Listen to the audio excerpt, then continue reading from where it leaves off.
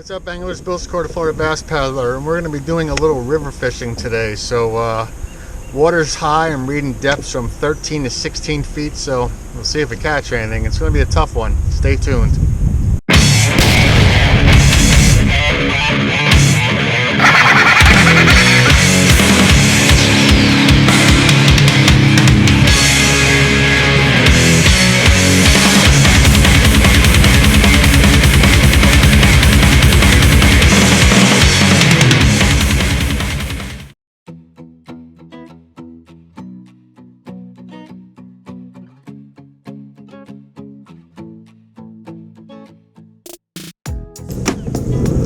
What I'm doing is I'm working the brush piles with a spinnerbait. Ooh, that was a bad cast. Water is super stained. I may switch off spinnerbaits color-wise. Go with the black right now. I'm using a Redline Lures Houdini. It's an olive, pearl, and white color. We're in 9 to 10 feet of water. I'm just rolling it slow. Right past the brush piles, there's a lot of brush on the bottom as well. See if anybody's home.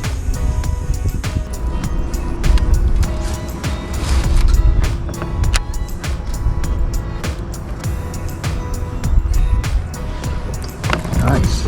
Okay, we got one.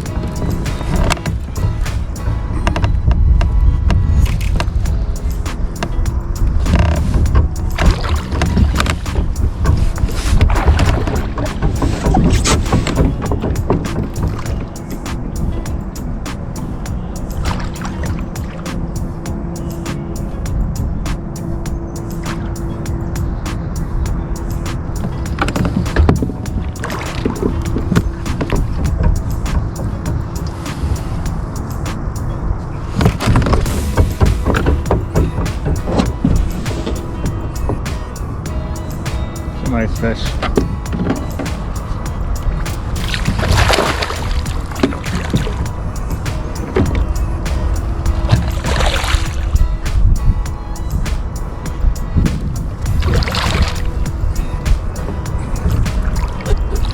Oh yes. That's what I'm talking about. But look at how dark this fish is. My goodness, it's brown. This fish is not green at all, but I will take it. What a beautiful fish. Let's get a picture and get her back in the water.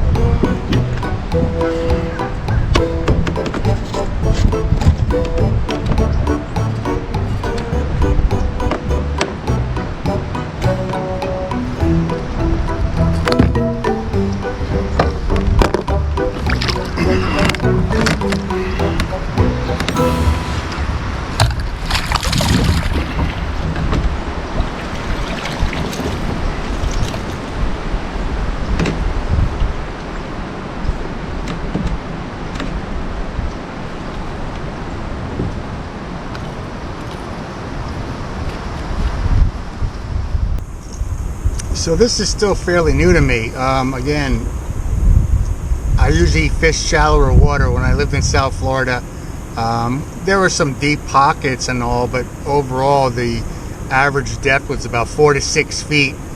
Here I'm fishing water as deep as 14 feet. So what I'm doing is I'm throwing this deep diving crankbait by Duckett. I believe it dives down to 12 feet max. I'm finding these deep drop-offs and these ledges, and I'm casting the bait towards the shallow end right near the bank, and I'm bringing the bait down nice and slow, and it's really digging into the ledge as it's on its way down to the deeper water. As it gets to the deeper water columns, it's just right off the bottom, and it's doing what it's supposed to do with that tight little wiggle. Now again, you're hitting a lot of bottom, and there's a lot of hang-ups down there too, because there's a lot of tree roots and fallen timber and all sorts of nasty down there, so not everything is a hit. So you want to be cautious when you're bringing your bait through those messy areas, because one good hook set and you're going to lose your bait. So see if we can't get some more.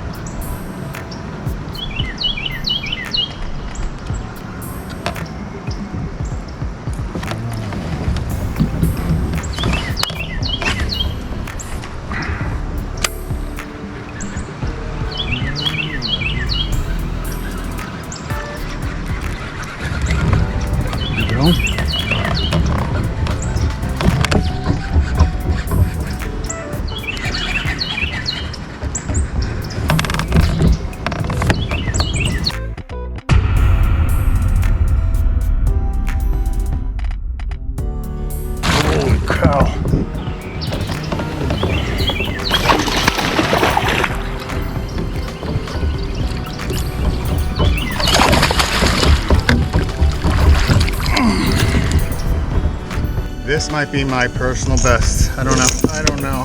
Look at the size of that big girl. Oh my.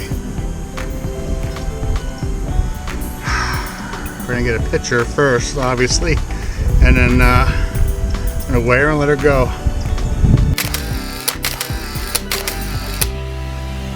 Alright, so I didn't talk about the equipment I'm using. This is my Falcon Lowrider. It's a 7'9" heavy action rod. This is an XD cranker. This rod was made for deep diving crankbaits. It has a nice soft tip. You can feel every wiggle, every bump. It's great. Talked about this reel in many of my previous videos. This is my old reliable Shimano Curado. I believe this is the G series. It's a G5, 5:2-to-1 gear ratio. Excuse me, 5:5-to-1 gear ratio. Very slow. I even have a Gomexis custom handle on there just to give me a nice slow retrieve on my bigger baits, my deep diving crankbaits, or even some of my 3/4 ounce spinner baits. Just that nice slow rotation of the reel just really gets those baits down there, and ooh, it really gets the bass going.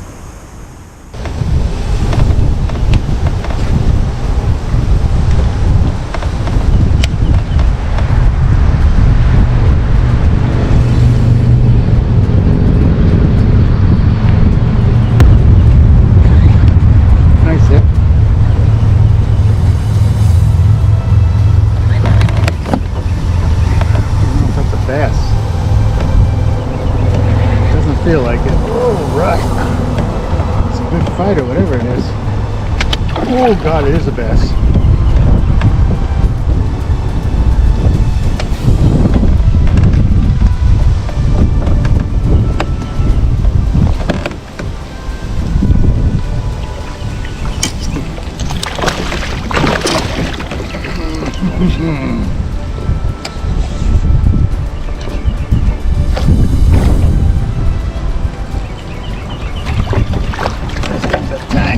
Oh my God. That was a good hit. I wasn't sure what it was because there are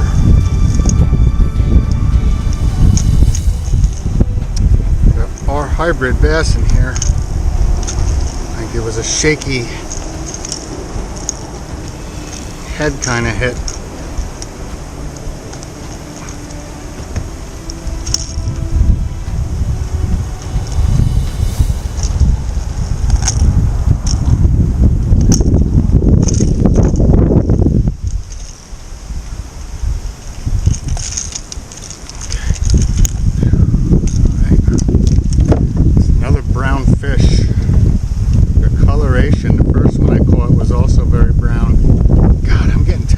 Everything today. Huh. Heavens. Here she is. Oh. Yeah. Sore on the back. We're gonna weigh her, take a picture, and then I think I might start keep fishing. Well, I think I'm gonna call it a day. We caught some quality fish today. Banging off the bottom and hitting off a timber and just fishing deep water, which is something I don't typically do as a bass angler, because I've always just stuck to areas where it's 6 feet or less. So today we were focusing on areas that were like 9 to 13 feet deep, and we were again throwing a deep diving Duckett crankbait, and it got the job done. So thanks for watching. If you like what you see, subscribe and hit that bell for future notifications. I'm Bill Sikora, the Florida Bass Paddler. Tight lines, and I'll see you on the river.